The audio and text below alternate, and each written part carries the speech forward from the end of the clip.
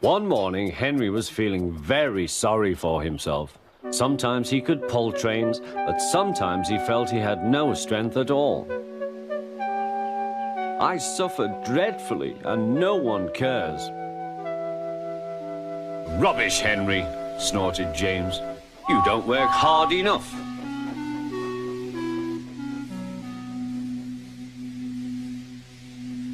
Sir Topham Hatt spoke to him too. What's wrong with you, Henry? You have had lots of new parts and new paint too, but they've done you no good. If we can't make you better, we must get another engine instead of you to do the work. This made Henry, his driver and his fireman very sad. Sir Topham Hatt was waiting when Henry came to the platform. He had taken off his hat and coat and put on overalls. Henry managed to start, but his fireman was not satisfied. Henry is a bad steamer, he said to Sir Topham Hatt. I build up his fire, but it doesn't give enough heat.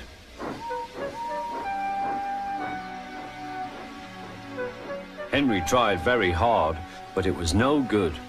He didn't have enough steam and came to a stop outside Edward's station.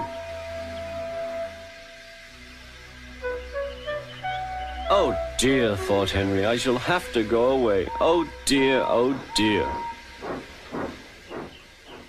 All he could do was to go slowly onto a siding, and Edward took charge of the train.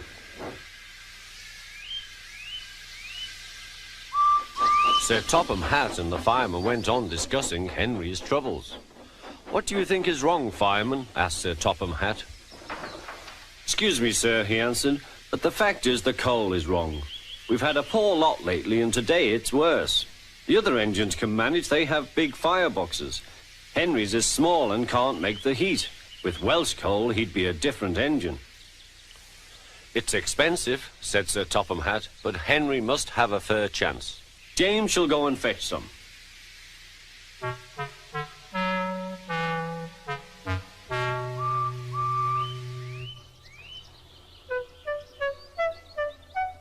When the Welsh coal came, Henry's driver and fireman were excited.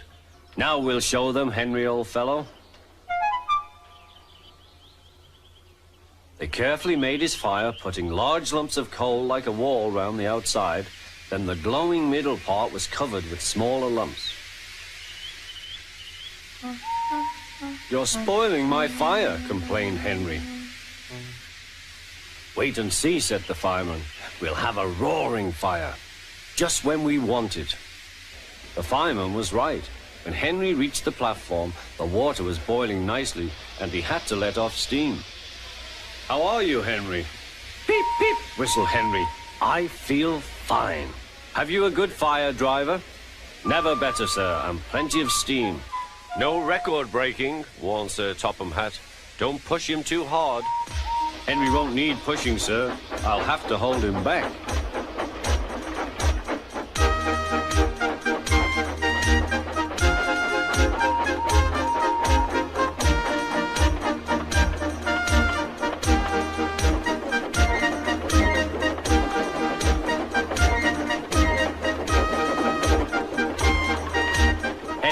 Lovely day.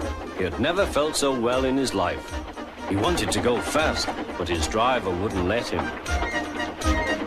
Steady, old fellow, he would say. There's plenty of time. They arrived early at the station. Thomas puffed in. Where have you been, lazybones? Asked Henry.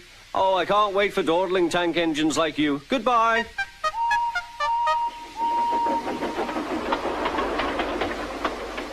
Whoosh, said Thomas to Annie and Clarabel. Have you ever seen anything like it? Both Annie and Clarabel agreed that they never had.